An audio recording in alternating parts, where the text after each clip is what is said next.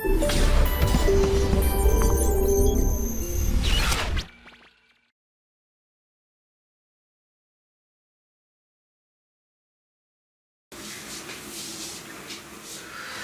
Everyone, कैसे हैं आप सब?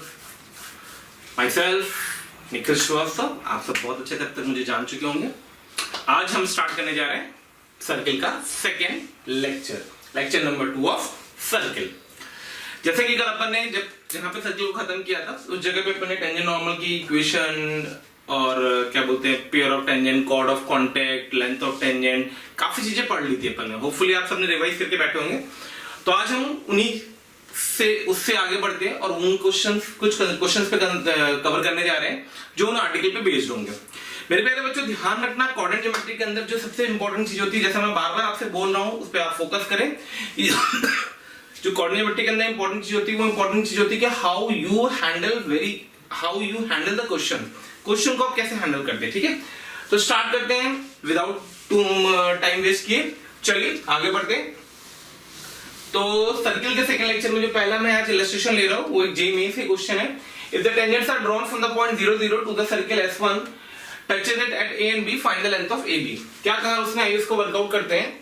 उसने बोला है कि आपके पास एक सर्किल दिया हुआ था।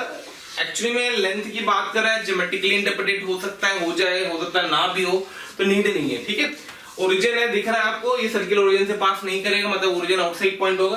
तो आउटसाइड पॉइंट से ही दो टेंजेंट ड्रॉ कर सकते हैं अपन ने। आउटसाइड पॉइंट से अपन ने दो टेंजेंट ड्रॉ करी। ये अपना सर्किल था S1, ये अपना पॉइंट था ओरिजिन। इसने इसको टच किया A पे, इसने इसको टच किया B पे। शानदार बात भाई। ओके देन, अब हमें क्या निकालना था? हमें इसकी लेंथ निकालनी थी। करेक्ट है, हमें इसकी लेंथ निकालनी। कई बच्चों के दिमाग में आ रहा होगा सर पेयर ऑफ टेंजेंट निकाल के, पॉइंट ऑफ टेंजेंसी निकाल के डिस्टेंस फार्मूला लगाते हैं। बहुत सारे तरीके होते हैं। ठीक है, मैं आपको ज्योमेट्रिकली थोड़ा सा तरीका बता रहा हूँ। इसके सेंटर को ज्वाइन किया अपन ने, खटाक कुर्रा, ये 90 डिग्री आएगा, बिल्कुल आएगा। यहां से यहां तक की लेंथ को हम लोग लेंथ ऑफ टेंजेंट बोलते हैं। ये इसकी रेडियस होगी R, लिख देता हूं। इस एंगल को मैं थीटा लिख देता हूं। क्लियर है? तो सबसे पहले मैंने इस फोटो से अगर AB की बात करी तो जो AB होगा आपको दिख रहा होगा, वो AB होगा इस हिस्से का डबल। अगर मैं इसको M पॉइंट दे देता हूं तो होगा 2 टाइम्स ऑफ AM। क्या होगा? 2 टाइम्स ऑफ AM। अभी जो AM होगा, ये AM होगा, तो ये 2 टाइम्स ऑफ AM हो जाएगा R sin theta, R sin theta. Clear? बात आ रही हाउ टू कैलकुलेट थीटा। तो जरा इस फोटो में ध्यान से देखना।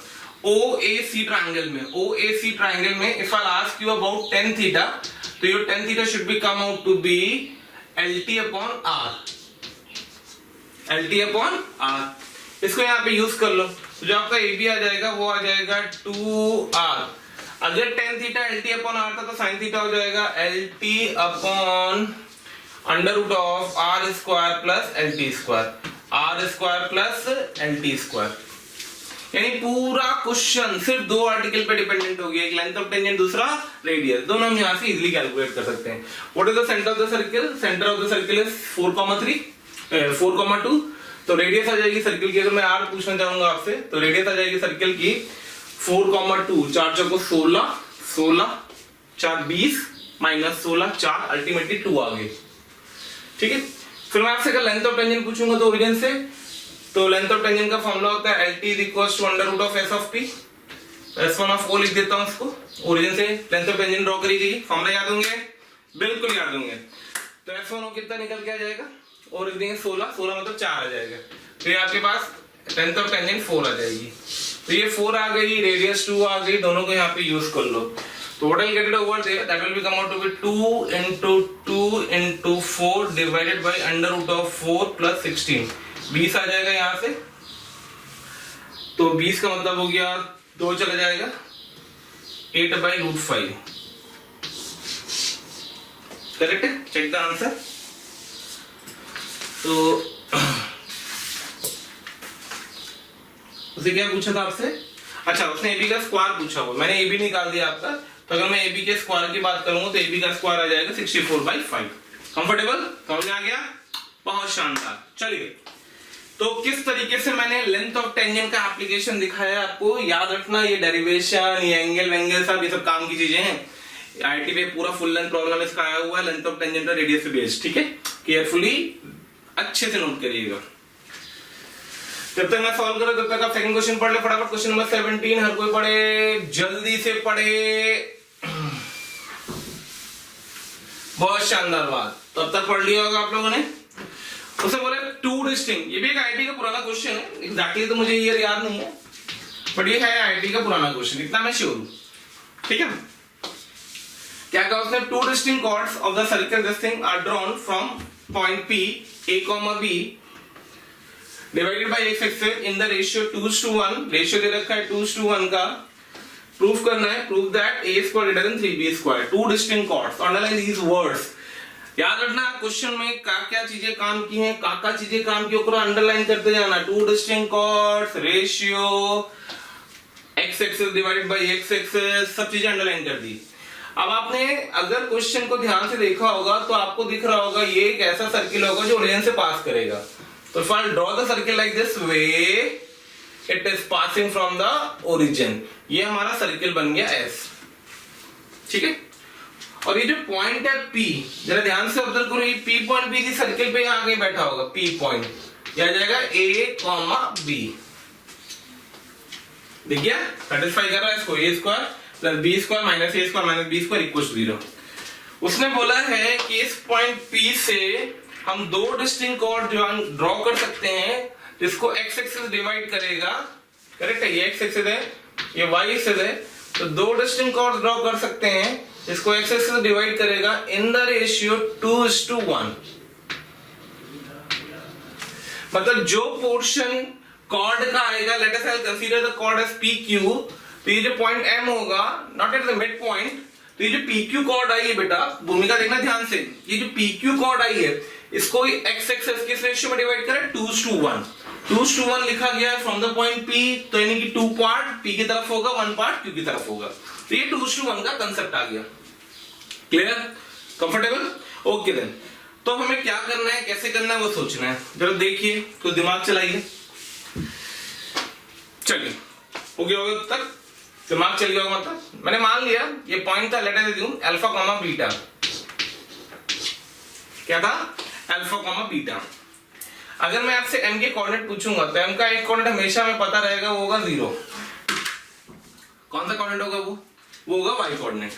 तो हमने इसमें रिलेशन लगाया y कोऑर्डिनेट निकालने के लिए, तो m का y कोऑर्डिनेट जो कि 0 होगा, m का y कोऑर्डिनेट जो कि 0 होगा, वो होगा कितना, वो होगा b 1 into b plus 2 into beta by 3। यहां से बीटा इज इक्वल टू आ गया माइनस का b by 2, beta is equal to आ गया माइनस का b बाई 2। नाउ जो ये q पॉइंट है ये सर्किल पे होगा, q on s is equal to 0, तो ये q पॉइंट सर्किल को सेटिस्फाई करेगा, तो सर्किल को सेटिस्फाई करा दो। तो जब सर्किल को सेटिस्फाई कराओगे तो you get the relation alpha square plus beta square, beta square दिएगा, मैं ये लिख रहा हूं b square by 4 minus a alpha minus a alpha minus b beta, तो प्लस का b square by 2 equals to 0। क्या करा मैंने अल्फा में क्वाड्रेटिक बना दी। अब अगर q यहां था 2:1 के रेशियो में और q यहां भी हो सकता था 2:1 के रेशियो में, यानी अल्फा की दो वैल्यूज पॉसिबल थी। कैसी वैल्यूज पॉसिबल थी, डिस्टिंक्ट। देखो किस तरीके से उसने कोऑर्डिनेट ज्योमेट्री में क्वाड्रेटिक का यूज किया है। उसने अल्फा में क्वाड्रेटिक इक्वेशन बना दी, अल्फा की दो डिस्टिंक्ट वैल्यू चाहिए, तो अल्फा की दो डिस्टिंक्ट वैल्यू के लिए डिस्क्रिमिनेंट कैसा होना चाहिए, ग्रेटर देन 0, क्योंकि अल्फा डेफिनेटली रियल क्वांटिटी होगी क्योंकि इस सर्किल पे बैठा हुआ है। क्लियर, मेरी बात समझ में आ रही है, ओके। तो d ग्रेटर देन 0 है, जैसे ही आप d ग्रेटर देन 0 करोगे यू गेट द रिजल्ट जो आपको चाहिए था, a square should be greater than 3b square. Immediately आपका रिजल्ट आ जाएगा, इंटरप्रिटेशन आप कर लीजिएगा, a square greater than 3b square. Clear, तो ये बहुत ही अच्छा कंसेप्ट है। यहीं से क्या होता है, कई बार इसी क्वेश्चन को अगर मैं थोड़ा सा एक्सटेंशन फॉर्म में दूं, मैं बोलूं 3 डिस्टिंक्ट कॉर्ड्स बन सकती थी, तो डेफिनेटली कोई कर्व ऐसा होगा जिससे 3 डिस्टिंक्ट कॉर्ड्स बन सकती होंगी, तो यहाँ पे अल्फा में क्यूबिक बनेगी, अल्फा में क्यूबिक बनेगी, तो क्यूबिक के 3 डिस्टिंक्ट रियल रूट्स आए, तो जो हम लोग कैलकुलस में पढ़ते हैं concept 3 distinct real roots of a cubic equation, वो यहाँ पे अप्लाई करके F of alpha F of beta less than 0 must remember, हो सकता है याद हो आपको, उसका यूज करके मैं क्वेश्चन फ्रेम कर सकता हूँ। अच्छा, बट वो एडवांस लेवल में चला जाएगा, बट ये मेंस लेवल के लिए लायक क्वेश्चन है। क्वेश्चन आईटी में आया हुआ है, मेंस में एडवांस दोनों में आया हुआ है, तो कंसेप्ट ध्यान रखना, इंपॉर्टेंट क्वेश्चन है। ठीक है, चलिए जब तक मैं साफ कर रहा हूं तब तक आप क्वेश्चन 18 देख लें और वीडियो को पॉज करके क्वेश्चन ट्राई किया करिए। ये नहीं कि आप बैठ करके सोल्यूशन देखने लग जाए, वीडियो को पॉज करिए, तरीका बता दे रहा हूं, ये क्वेश्चन बोर्ड पे चल रहे हैं, आप क्वेश्चन पढ़ें, वीडियो पॉज करें, सॉल्व करें, वीडियो प्ले करें, सोल्यूशन चेक करें। ये नहीं कि मेरे साथ साथ टीपते चले जा रहे हैं, टीपने से गणित नहीं आती है। You should have to be remember किस तरीके से पढ़ाई करनी है, फोकस करके, बहुत ज्यादा जरूरी है। काम आपको बहुत सारा करना है, मेरे करने से काम ना चलने वाला है, चलेगा तब जब आप करेंगे अच्छे से। चलिए तो आगे बढ़ते हैं, क्वेश्चन नंबर 18। क्वेश्चन नंबर 18 में कह रहा है कि chord of contact of the tangent, COC का मतलब कॉर्ड ऑफ कॉन्टेक्ट होता है, सीओसी मैंने शॉर्ट अंग्रेजी लिखी है, chord of contact of the tangent drawn from a point on S1 to S2 touches S3। ठीक है, 3 सर्किल दे रखे हैं।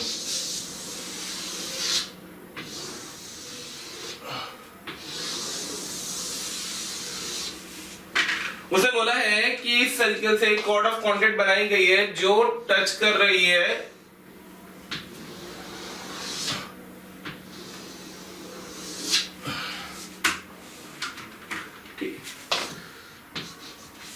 इसको ए बी मान लेता हूं, सबका सेंटर सेम है, ओरिजिन है, कॉन्सेंट्रिक सर्किल है सारे, सबका सेंटर सेम है। ठीक है, इस पे एक पॉइंट पी ले लिया मैंने। ठीक है, इससे मैंने पेयर ऑफ टेंजेंट ड्रॉ करी है जो इसको टच कर रही है, करेक्ट है, ये सीओसी भी है और ये टेंजेंट का काम भी कर रही है। दोबारा पढ़ रहा हूं question, chord of contact of tangent drawn from a point on S1 x square plus y square equals to a square to the S2 x square plus y square equals to b square touches S3 x square plus y square equals to c square, और हमें proof करना है। तो P point मान ले कोई point था alpha comma beta, मैंने माना P पॉइंट क्या था अल्फा कॉमा बीटा, P से AB कॉर्ड ऑफ कॉन्टेक्ट, तो P on S1 पहले वाले सर्किल पर लाई करेगा, तो P on S1 से एक रिलेशन आएगा, वो रिलेशन आएगा, क्या रिलेशन आएगा, वो रिलेशन आएगा alpha square plus beta square is equal to A square. ठीक है, ये सर्किल S2 है और ये सर्किल S3 है, तो AB is working as COC, AB is COC of S2 with respect to P। Circle 2 की वो कॉर्ड ऑफ कॉन्टेक्ट होगी with respect to the point P। तो AB की इक्वेशन लिख दी मैंने, तो AB की इक्वेशन आ जाएगी सर्किल 2 की, तो हो जाएगी x अल्फा प्लस का y beta is equals to b square. तीसरी कंडीशन लगेगी कि ये जो कॉर्ड ऑफ कॉन्टेक्ट है ये तीसरे वाले सर्किल के लिए टेंजेंट है, तो AB is tangent, AB is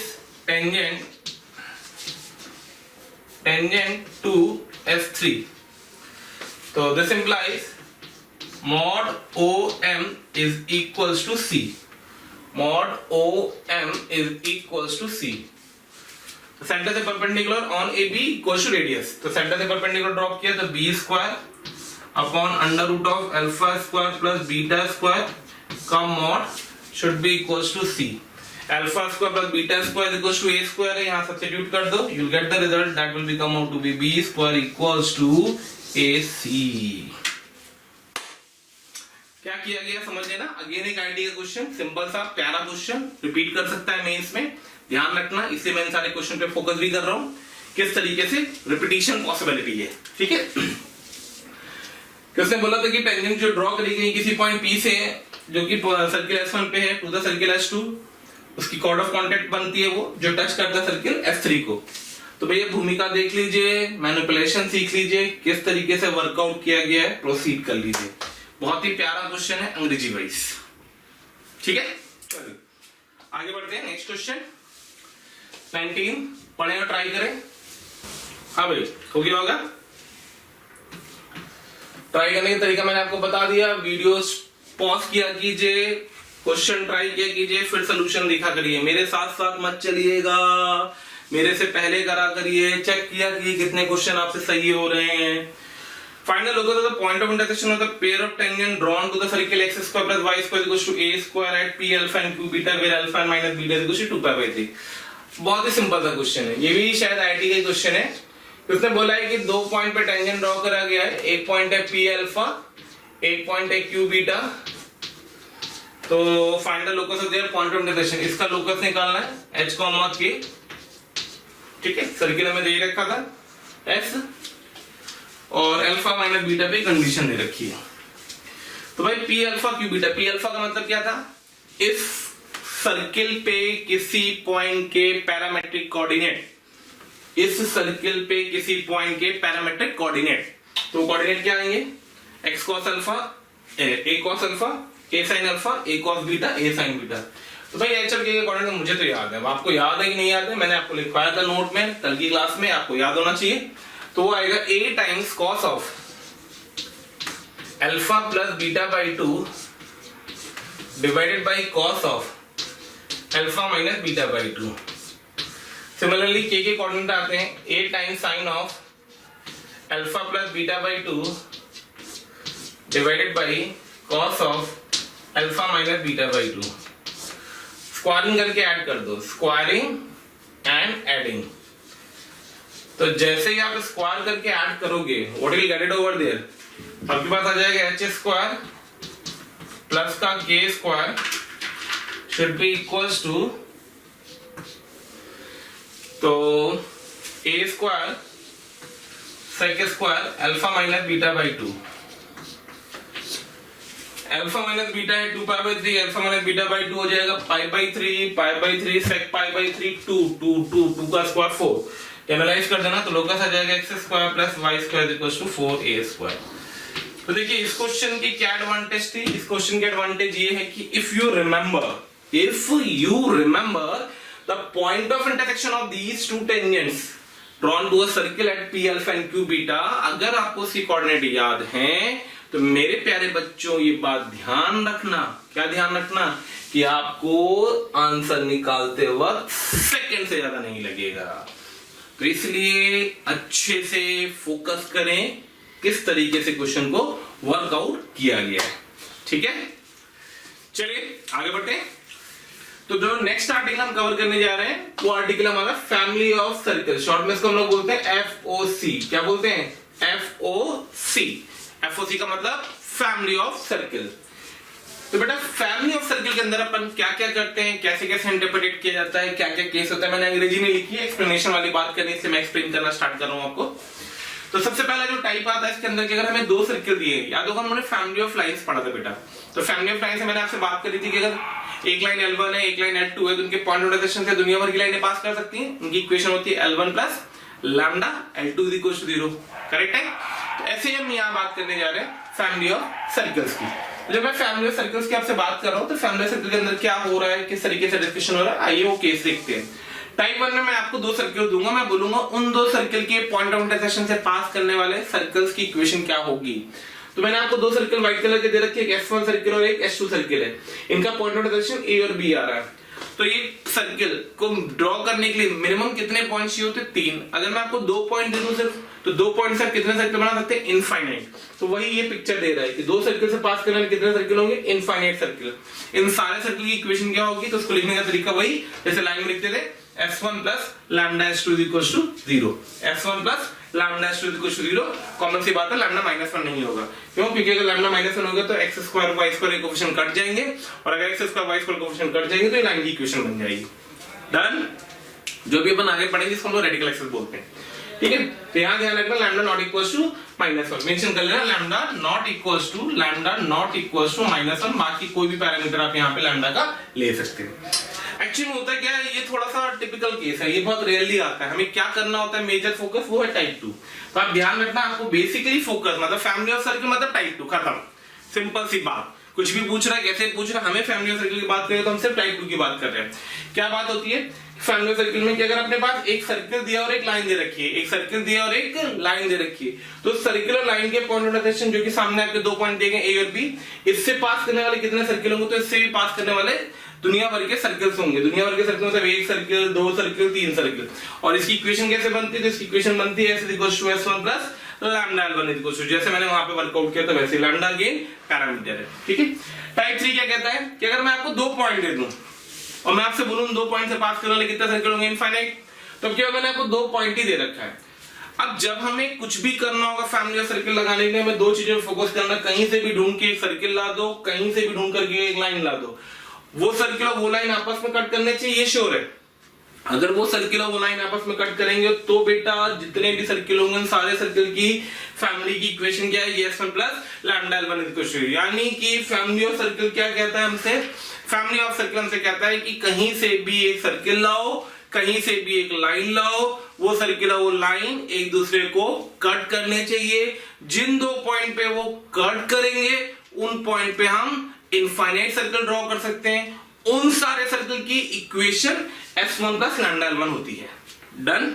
आइए टाइप 3 में क्या था, टाइप 3 में मैंने आपको 2 पॉइंट दे दिए, अब 2 पॉइंट दिए और मैं आपसे बोल रहा हूं 2 पॉइंट से पास करने वाले दुनिया भर के सर्किल होंगे, उनकी इक्वेशन निकालो। तो भाई हमको सर्किल की फैमिली लगाने के लिए 2 चीजें चाहिए होती है, एक तो सर्किल जो कि फिक्स हो और एक लाइन जो कि फिक्स हो उसको काटे। तो 2 पॉइंट गिवन थे तो एक लाइन तो हमेशा आ जाएगी L1, 2 पॉइंट गिवन तो एक सर्किल भी आएगा व्हाइट कलर वाला, ये होगा डायमेट्रिकली एंड पॉइंट वाला सर्किल। इसके लिए AB किसका काम करेंगे, डायमेट्रिकली एंड पॉइंट का। तो मैंने आपको एक व्हाइट कलर का फिक्स सर्किल और एक व्हाइट कलर की फिक्स लाइन दे दी, तो डायमेट्रिकल फॉर्म में फिक्स सर्किल लिख दिया plus lambda times of determinant form में लाइन लिख दी 2 पॉइंट फॉर्म में। तो इन दोनों पॉइंट से पास करने वाले दुनिया भर के सर्किल होंगे जिनकी इक्वेशन ये होगी। तो अगर 2 फिक्स पॉइंट से पास करने वाले फैमिली ऑफ सर्किल की बात करेंगे तो फॉर्मेट आएगा diametrical form of circle plus lambda times line passing from these 2 points. Done. फिर बोलूं ओके। चलिए भाई टाइप 4 पे आते हैं। टाइप 4 क्या कह रहा है, टाइप 4 कहता है कि एक लाइन दे रखी है, सिर्फ एक लाइन दे रखी है L1 और उस लाइन पे एक पॉइंट है, उस लाइन पे एक पॉइंट है A x1 y1, ठीक है। अब वो कह रहा है कि ऐसे सर्किल बताओ जो इस लाइन को इसी पॉइंट पर टच करते रहे, फैमिली ऑफ सर्किल। देखो ये सर्किल बनेगा, फिर ये सर्किल बनेगा, फिर ये सर्किल बनेगा, फिर ये सर्किल बनेगा, और बनाना चाहो तो और दिखा देता हूँ, ये सर्किल बनेगा, कुछ इस टाइप से फोटो बनती रहेंगी, इस पॉइंट को इस लाइन को इसी पॉइंट पर टच करेगा वो, ठीक। तो अब बात आती है कि फिर से हमें लाइन तो मिल गई, सर्किल चाहिए, तो सर्किल के लिए क्या करना, इस पॉइंट पे पॉइंट सर्किल की बात कर लेना। मैंने आपको पॉइंट सर्किल पढ़ाया था लास्ट क्लास में, याद होगा आपको। पॉइंट सर्किल क्या होता है, वो सर्किल जिसका सेंटर डिफाइंड होता है और रेडियस 0 होती है। तो इस पॉइंट को पॉइंट सर्किल मानते हुए एक सर्किल बना दो, x - x1 का whole square plus y - y1 का whole square plus lambda time जो लाइन दे रखते हैं वो लाइन लिख दो। तो ये जो फॉर्मेट लिखा हो, ये फॉर्मेट उन सारे सर्किल को रिप्रेजेंट करेगा जो इस लाइन को इस पॉइंट पे टच करेंगे। क्लियर? ओके देन 2 छोटे से नोट है, ध्यान रखना, 2 सर्किल के बीच का कभी भी अगर एंगल कैलकुलेट करना है तो angle between 2 circle is same as angle between their tangent और normals at their common point of intersection. मैं फिर से रिपीट कर रहा हूं, एंगल बिटवीन 2 सर्किल्स, मेरे दोस्तों ध्यान से, मेरे बच्चों प्यार से, angle between 2 circle same as angle between 2 circle की जो पॉइंट ऑफ इंटरसेक्शन पे टेंजेंट आएंगी या नॉर्मल आएंगी उनके बीच का एंगल। तो मैंने क्या किया, दोनों के नॉर्मल के बीच के एंगल को कैलकुलेट कर दिया। कैसे कैलकुलेट किया वो देखना, कोसाइन रूल लगा करके, C1 पता था, C2 पता था, R1 पता था, R2 पता था, थीटा निकाला तो cos थीटा का फॉर्मूला लगा दिया, R1 square plus R2 square minus C1 C2 का whole square upon 2 R1 R2। Correct है। फिर बात आती है angle between line and circle. अगर हमें एक लाइन दे रखा है, angle between line and circle, हमें एक लाइन दे रखी है और एक सर्किल दे रखा है, तो एक लाइन और एक सर्किल के बीच का कभी भी एंगल निकालना है, एक लाइन और एक सर्किल के बीच का कभी भी एंगल निकालना है, कुछ भी नहीं करना। उस लाइन ने सर्किल को जहां काटा है वहां पे एक टेंजेंट ड्रॉ कर देना, उस टेंजेंट और उस लाइन के बीच का angle he angle between line and circle होता है। क्लियर? क्वेश्चन आएगा पेपर डिस्कस कर लेंगे। अगर ये थीटा 90 हो जाएगा तो ये जो लाइन L1 थी ये ऑर्थोगोनल होगी सर्किल की, और ये लाइन पास कहां से करेगी, सेंटर से। फील करो, गुजु गुजु गुजु गुजु गुजु, जैसे ही 90 होगा वैसे ये पॉइंट कहां से पास करने लग जाएगी, लाइन इसके सेंटर से घूमते घूमते आ जाएगी। ओके देन, तो ये हमने फैमिली सर्किल को कवर किया। चलिए आप फैमिली सर्किल पे कुछ इलस्ट्रेशन देखते हैं, 2-3, ज्यादा नहीं देख पाएंगे, टाइम कम है। चलिए तो आगे देखते हैं, कुछ क्वेश्चन देखते हैं जो फैमिली सर्किल पे बेस्ड है। जेईई मेंस की क्वेश्चन है, होपफुली आईआईटी या जेईई मेंस की होंगी। तो 20th क्वेश्चन क्या कह रहा है ये देखते हैं। 20th क्वेश्चन आपसे कह रहा है find a circle passes -1 2 and touches the circle S at 0 0। एक सर्किल S है, उसको 0 0 पे टच करे, उसको 0 0 पे टच करे एक और सर्किल चाहिए जो पास करे -1,2 से, जो पास करे -1,2 से। करेक्ट है, ट्राई करिए आप फटाफट पॉज करके, जैसे मैं बार बार बोल रहा हूं आपसे, उसके बाद सोल्यूशन देखिएगा। तो आपको देखिए सर्किल पता है, ये सर्किल निकालना है, बहुत सारे तरीके होते हैं सर्किल का। अगर मुझे सेंटर मिल जाए, रेडियस मिल जाए, काम खत्म हो जाएगा। ये सर्किल अंदर हो सकता है, बाहर हो सकता है, एनी पोजीशन। तो हम क्या करने जा रहे हैं वो देखिएगा। हमें पीला वाला सर्किल चाहिए, पॉइंट पता है, हमें एक पॉइंट पता है। हम क्या करते हैं, इस सर्किल पे टेंजेंट लिख देते हैं, इस पॉइंट पे। इसको मैं L1 लिख देता हूं। ये होगी ओरिजिन पे इस सर्किल की टेंजेंट की इक्वेशन। उम्मीद करूंगा याद होगा, कल बताया था मैंने, 0 0 खच खच खच, क्या आंसर आ गया? टेंजेंट की इक्वेशन आ गई 8x - 6y = 0। ठीक है, लाइन मिल गई, पॉइंट मिल गया। तो अब दुनिया भर के सर्किल जो इस लाइन को इस फिक्स पॉइंट पर टच करे, उनकी इक्वेशन चाहिए हमें फैमिली ऑफ सर्किल के कांसेप्ट से। दुनिया भर के सर्किल जो इस लाइन को इस पॉइंट पे टच करें कि इक्वेशन क्या होगी, सोचिए फैमिली ऑफ सर्किल से। बहुत शानदार बात। तो point circle plus lambda times line. तो जो सर्किल हमें चाहिए था, लेट अस मैं इसको S1 लिख देता हूं, तो उसकी इक्वेशन हो जाएगी point circle x² + y² plus का lambda times of line. Line की इक्वेशन के लिए मैं इसको 4 से 2 से डिवाइड कर देता हूं, तो 4x - 3y = 0। लैम्डा कहां से आएगा? लैम्डा निकालने के लिए पॉइंट से पास कर रहा है सर्किल, तो पॉइंट को सेटिस्फाई कराओ, तो -1,2 तो 1 + 4 प्लस लैम्डा टाइम्स ऑफ -4 - 6 = 0। तो लैम्डा = आ जाएगा 6 4 10 5 बटे, तो यानी 1/2 आ जाएगा लैम्डा। लैम्डा 1/2 आते हैं, यहाँ पुट कर देंगे तो सर्किल की इक्वेशन बन जाएगी आपकी x² प्लस का y² माइनस का 2x माइनस का 3/2y, सॉरी प्लस का 2x माइनस का 3/2y = 0। लीजिए भाई सर्किल सॉल्व, सर्किल सॉल्व। ये है कंसेप्ट फैमिली ऑफ सर्किल का एप्लीकेशन। बाकी लोग सोचते रहते हैं भाई पिक्चर है, ध्यान देना कि सर्किल का पॉइंट मैंने बाहर क्यों लिया, ये अंदर भी हो सकता है, कहीं भी हो, मेरी सेल को फर्क नहीं डालेगा क्योंकि हम फैमिली ऑफ सर्किल से इसको कर रहे हैं। ठीक है, चलिए अगला क्वेश्चन देखते हैं। Question number 21। क्वेश्चन नंबर 21 क्या कह रहे हैं? The line x = y touches the circle at 1 1 if the circle also passes this thing, find its radius। Similar type of question है। एक लाइन दे रखी है, एक सर्किल है जो इसको टच कर रहा है 1,1 पे, और सर्किल पास कर रहा है 1,-3 से। सर्किल की रेडियस चाहिए हमें। क्या सिमिलर टाइप का क्वेश्चन है? बिल्कुल करेक्ट है। पॉइंट पता है, लाइन पता है, फैमिली ऑफ सर्किल लगा दिया, फैमिली ऑफ सर्किल लगा दिया, तो ऐसे इक्वल्स टू आ गया x - 1 का होल स्क्वायर प्लस y - 1 का whole square plus lambda times of line x - y = 0। ये सर्किल की इक्वेशन आ गई। लैम्डा कैसे आएगा? पॉइंट गिवन है, बहुत शानदार। तो फॉर लैम्डा 1,-3 सेटिस्फाई करा दिया, तो 0 प्लस 16 4 बनेगा प्लस लैम्डा × 4 = 0। चेक करो, तो लैम्डा = आ गया -4। लैम्डा -4 आ गया, पुट कर दो तो सर्किल की इक्वेशन आ जाएगी x² - 2x - 4x plus y² - 2 और 4 6x - 2y प्लस 4y, तो प्लस 2y प्लस 1 प्लस 2 = 0। यहां से इसकी रेडियस निकाल लो, तो radius of the circle should be come out to be √9 plus 1 - 2, तो ultimately radius should be come out to be 2√2। ठीक है, सिंपल से कंसेप्चुअल क्वेश्चन है, फैमिली ऑफ सर्किल का सीधे एप्लीकेशन है। केयरफुली कैसे इंटरप्रेट किया है देख लीजिए। बहुत हैवी क्वेश्चन मैं नहीं लूंगा और बहुत सिंपल क्वेश्चन भी नहीं है ये। क्या आप बोलोगे सर बहुत सिंपल क्वेश्चन आपने लिए? नहीं, मेंस में बहुत टफ क्वेश्चन नहीं आएगा इस तरीके से कि बहुत हैवी कोई कंसेप्ट यूज कर रहा हो। फिर भी लास्ट में देखिएगा कुछ मैं सीरियस क्वेश्चन लूंगा, उसमें आपको दिखा दूंगा। चलिए आगे बढ़ते हैं क्वेश्चन नंबर 22 की तरफ। क्वेश्चन नंबर 22 क्या कह रहा है हमसे? क्वेश्चन नंबर 22 हमसे कह रहा है find the locus of the center of the circle which touches the externally the circle this thing and also touches y axis। तो एक ऐसा सर्किल है जो y axis को भी टच कर रहा है और एक गिवन सर्किल S1 को भी टच कर रहा है। S को टच कर रहा है, ये S1 है, ठीक है, ये y axis को टच कर रहा है। क्या चाहिए मुझे? इसके सेंटर का लोकस चाहिए, तो सेंटर का लोकस h, k मान लो। अगर ये y axis को टच करे तो डेफिनेटली h के बराबर होगा, यानी सर्किल की रेडियस भी h हो गई और सेंटर भी h हो गया। अब ये दोनों सर्किल है, ठीक है, एक्सटेंड टच कर रहा है तो सिंपल सा कंसेप्ट लगा दो, C1 should be equals to R plus R1।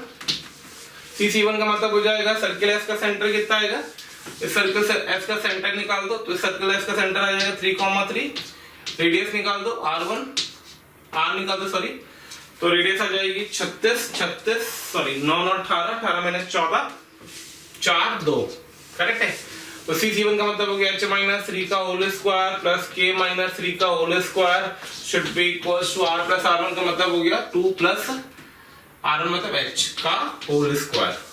दोनों साइड की स्क्वायरिंग कर दी, सारे ब्रैकेट ओपन कर दो, तो get the locus x square plus cut जाएगा x square plus y square बचेगा, x स्क्वायर कट जाएगा यहाँ से, माइनस का 6x तो y स्क्वायर माइनस का 6y, यहाँ से आएगा 4h, यहाँ से आएगा 6h तो माइनस का 10h,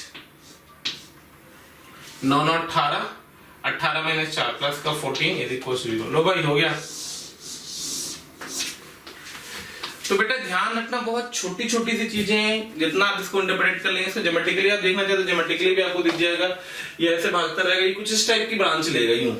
अगर आप इसको फील करो ज्योमेट्रिकली, वाई से उसको टच करे, सर्कल को भी टच करे, तो कुछ इस टाइप की ब्रांच आएगी, और ये ब्रांच हमेशा पैराबोला की ब्रांच होगी जो कि सामने लिखा हुआ है। तो जो लोकस होगा क्या होगा, पैराबोला, ठीक है।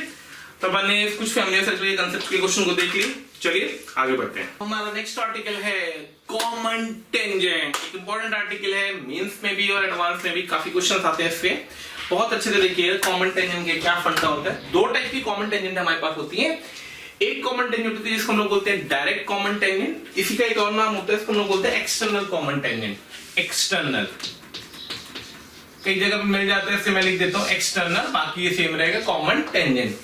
तो दो टाइप के नाम होते हैं इसके, एक होता है डायरेक्ट कॉमन टेंजेंट, एक होता है एक्सटर्नल कॉमन टेंजेंट। क्या होता है ये वो टेंजेंट होती है किसी भी सर्कल्स की, दो सर्कल की, ये वो कॉमन टेंजेंट है जिसके लिए उन दोनों सर्कल के सेंटर उस टेंजेंट के सेम साइड पर हो।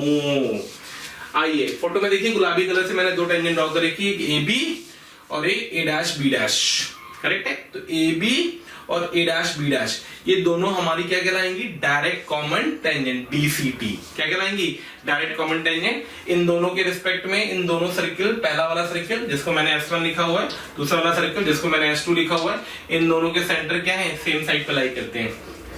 अब इसकी लेंथ को कैलकुलेशन होती है, कैसे होती है मैं बता देता हूँ। यहाँ से परपेंडिकुलर, यहाँ से परपेंडिकुलर, सिमिलर ट्राइंगल, करेक्ट है। यहाँ से ये परपेंडिकुलर कैलकुलेट कर लेना, तो लेंथ ऑफ DCT का फॉर्मूला आता है C1 C2 का whole square minus R1 minus R2 का होल स्क्वायर। इस तरीके से फिर नेक्स्ट होती है हमारी external common tangent, transverse common tangent, जिसको हम लोग TCT बोलते हैं, इसको हम लोग इंटरनल कॉमन टेंजेंट नहीं बोलते। इंटरनल क्यों बोलते हैं, क्योंकि बीच से जाती है एक्चुअली में, ठीक है। ये वो टेंजेंट होती है जिसके लिए सर्किल के सेंटर्स टेंजेंट के अपोजिट साइड पे लाई करते हो। तो देखिए फोटो में एक ऑरेंज कलर का ये और एक ऑरेंज कलर का ये दोनों ऑरेंज कलर की टेंजेंट्स आपको दिख रही होंगी। इसके रिस्पेक्ट में सेंटर यहाँ है, इसके रिस्पेक्ट में सेंटर यहाँ है, ऐसे इसके लिए इसका सेंटर यहाँ है, इसका सेंटर यहाँ है। तो इसमें भी हम लोग लेंथ ऑफ टेंजेंट का डेरिवेशन कर लेते हैं। डेरिवेशन में बता नहीं रहा, सीधे फॉर्मूला लिखवा रहा हूँ। लेंथ ऑफ DCT के बाद लेंथ ऑफ TCT आता है C1 C2 whole square minus R1 plus R2 का होल स्क्वायर। यहाँ माइनस होता है, यहाँ प्लस होता है, बस ये ध्यान रखना है आपको, और कुछ नहीं है। सिंपल सा कैलकुलेशन है, रिजल्ट का याद रखना है। कई बार ऐसा होता है इक्वेशन ऑफ टेंजेंट भी हमसे पूछे थे, इक्वेशन ऑफ टेंजेंट निकालो, तो मैं तरीका बता देता हूँ कि हमको अगर इस साइन का स्लोप मिल जाए, ये पॉइंट मिल जाए, काम खत्म। पॉइंट निकालने के लिए क्या करना, C1 C2 और P में वही रेशियो होगा जो R1 अपॉन R2 का, ये मैंने आप लोगों को हार्मोनिक कॉन्जुगेट के टाइम पे बताया था, ठीक है। तो ये R1 अपॉन R2 सेम है C1 P upon C2 P, तो P का एक्सटर्नल डिवीजन मिल गया, C1 C2 पता है, T के कोऑर्डिनेट आ जाएंगे, एक्सटर्नल डिवीजन लगा के, P पता है, टेंजेंट की इक्वेशन लिख दो m स्लोप की, m निकालने के किसी भी सेंटर से परपेंडिकुलर को रेडियस के बराबर कर दो, 2m आएंगे, ऊपर वाला रे नीचे वाला। सेम यहाँ पे इंटरनल डिवीजन का फॉर्मूला लगाना, Q पे यहाँ पे एक्सटर्नल डिवीजन का फॉर्मूला लगाना, ठीक है। फिर आप बात होती है कि दो टेंजेंट, दो सर्किल अगर हमारे पास, तो कैसी कैसी सिचुएशन हो सकती है, कितनी टेंजेंट्स आ सकती हैं। दो सर्किल बाहर ही बाहर बैठे हो, जो कि पहली फोटो है, देखते रहना आप उधर। दो सर्किल बाहर ही बाहर बैठे तो डेफिनेटली 4 टेंजेंट बनेंगी, अभी बना के दिखाई मैंने। कंडीशन कैसे चेक करोगे, दो सर्किल बाहर ही बाहर है, दोनों के सेंटर के बीच का डिस्टेंस उनकी रेडियस के सम से बड़ा होना चाहिए। तो कितनी टेंजेंट्स आएंगी, 4। दो क्या होंगी DCT, दो क्या होंगी TCT। फिर ये सर्किल आए, पास आए, आते आते आते एक दूसरे को जस्ट टच करने लग गए। जस्ट टच करने लग गए यानी कि एक्सटर्नली टच करने लग गए। अब दो सर्किल अगर एक दूसरे को एक्सटर्नली टच करेंगे बेटा, तो दो सर्किल अगर एक दूसरे को एक्सटर्नली टच करेंगे तो कितनी टेंजेंट पॉसिबल है? तो दिख रहा होगा आपको 1, 2 और 3। 2 तो डीसीटी होंगी और 1 टीसीटी होंगी। टोटल टेंजेंट कितनी होंगी? 3। करेक्ट है। कंडीशन कैसे होगी? दो सर्किल एक दूसरे को एक्सटर्नली टच कर रहे हैं, उनके सेंटर के बीच का डिस्टेंस उनकी रेडियस के सम के बराबर होना चाहिए। फिर और थोड़ी सी मोहब्बत हुई तो मुलाकातें हुई तो दो जगह कट कर गए। अब जब दो जगह दो सर्किल कट कर गए तो कैसे चेक किया ये कट कर रहे हैं? तो उसकी कंडीशन है कि सेंटर के बीच का डिस्टेंस रेडियस के सम से, ये सेंटर के बीच का डिस्टेंस है, ये रेडियस के सम से तो कम हो लेकिन डिफरेंस से ज्यादा हो। डिफरेंस के बराबर होगा तो इंटरनेट टच करने लग जाएंगे, तो डिफरेंस से ज्यादा होना चाहिए। तो उस केस में कितनी टेंजेंट्स आएंगी? 2 डीसीटी एग्जिस्ट करेंगी। और मोहब्बत हुई, एक दूसरे के अंदर समा गए। तो जब एक दूसरे के अंदर समा गए तो फिर जिस पॉइंट पे वो टच करेंगे उस पॉइंट पे सिर्फ एक टेंजेंट एग्जिस्ट करेगी। वो टेंजेंट कौन सी होगी? वो टेंजेंट होगी टीसीटी, 1 टीसीटी। कंडीशन कैसे चेक करोगे कि दो सर्किल एक दूसरे को इंटरनली टच कर रहे हैं? तो दो सर्किल एक दूसरे को इंटरनली टच कर रहे हैं तो कंडीशन आएगी सेंटर के बीच का डिस्टेंस रेडियस के डिफरेंस के बराबर हो। नेक्स्ट आता है कि अगर एक सर्किल दूसरे के अंदर समा गया, अब जब समा ही गया तो टेंजेंट तो निपट गई, तो नो टेंजेंट। करेक्ट है। कंडीशन कि सेंटर के बीच का जो डिस्टेंस है वो रेडियस के डिफरेंस से भी छोटा हो जाए। तो अगर वो रेडियस के डिफरेंस से छोटा हो जाएगा तो मैं बोल दूंगा दो सर्किल एक सर्किल दूसरे के अंदर समाया हुआ बैठा है। करेक्ट है। नंबर ऑफ टेंजेंट क्या आएंगी? 0। क्लियर। चलिए आगे बढ़ते हैं और इस पे क्वेश्चन देखते हैं। चलिए तो अभी अपन ने कवर किया है क्या? Common tangent. आइए कुछ क्वेश्चन देखते हैं कॉमन टेंजेंट के जेईई पे बेस्ड। पहला क्वेश्चन दिया गया circle S1 x² + y² - 6x + 8 = 0 and S2 touches each other at a point. Find k की मैक्सिमम वैल्यू। अब दो सर्किल अगर एक दूसरे को टच कर रहे हैं बेटा एक ही पॉइंट पे, तो उसकी दो सिचुएशन पॉसिबल है। या तो वो दोनों सर्किल बाहर ही बाहर टच कर ले या फिर वो दोनों सर्किल भीतर ही भीतर टच कर ले। अगर वो दोनों सर्किल बाहर ही बाहर टच करेंगे तो कंडीशन आएगी C1 C2 = R1 + R2। Correct है। ऐसे लिख देता हूं अभी। और अगर वो भीतर ही भीतर टच करेंगे तो C1 C2 = modulus of R1 - R2। बस ये लगाना और उत्तर ले लेना है। सिंपल सा क्वेश्चन। ये सब जेईई इसी क्वेश्चन से ध्यान रखना, पॉज करके सॉल्व करना है आपको, मेरे साथ करना लपड़ पड़ेगा। ठीक है। सेंटर के बीच का डिस्टेंस, तो पहला वाला सर्किल का सेंटर है 3, 0, 0, 4, तो सेंटर का डिस्टेंस आया 3² + 4² = पहले वाले की रेडियस आएगी 36, 9 - 8 1, और दूसरे की रेडियस आएगी प्लस का 4 4 14 16 - के रूट के। करेक्ट है। इस तरीके से यहां से आएगा 5 और ये आ जाएगा मॉडुलस ऑफ 1 - रूट के। ठीक है। तो यहां से आ जाएगा 5 4 के 16 आ जाएगा। ठीक है। और यहां से आ जाएगा रूट के -1, तो रूट के -1 = 5, मतलब हो गया 5 या फिर -5 प्लस 5 रखोगे तो के 36 आ जाएगा, -5 रखोगे तो 16 आ जाएगा। तो से पूछा है कि मैक्सिमम वैल्यू बताओ। क्या बताओ? Maximum value. तो भाई क्या मैक्सिमम दिख रही है? 36। एक शानदार सिंपल सा क्वेश्चन। हाँ भाई। 3 circles of radius ABC touch each other externally if they have x-axis as a common tangent to that this thing। 4 option दिए गए थे, ऑप्शन आपको चेक करना था। तो क्या बनेगा ये उसको देखते हैं पहले। तो पिक्चर कैसे बनेगी? ये x-axis थी हमारी, ये सबसे बड़ा सर्किल, ये उससे छोटा सर्किल, ये सबसे छोटा सर्किल। ये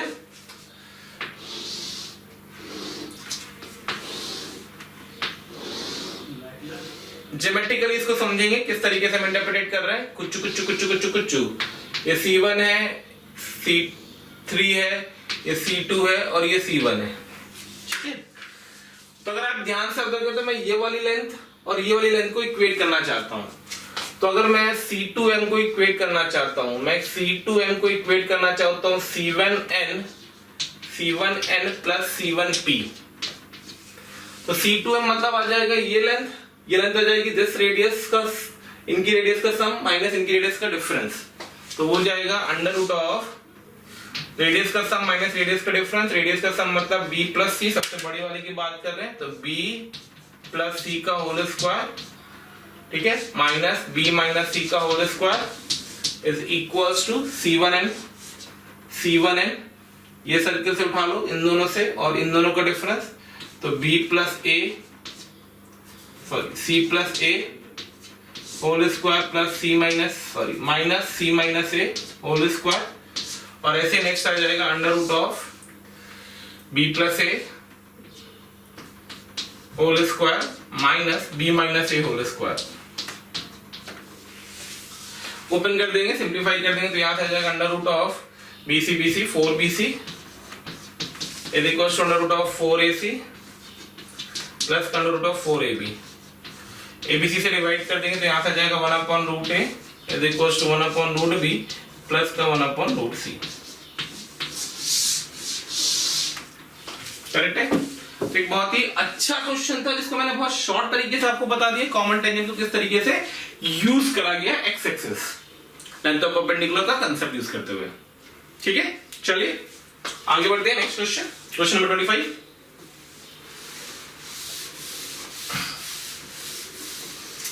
क्वेश्चन नंबर 25 क्या कह रहा है हमसे? क्वेश्चन नंबर 25 हमसे कह रहा है कि if S1 and S2 intersect at two distinct points then find range of R।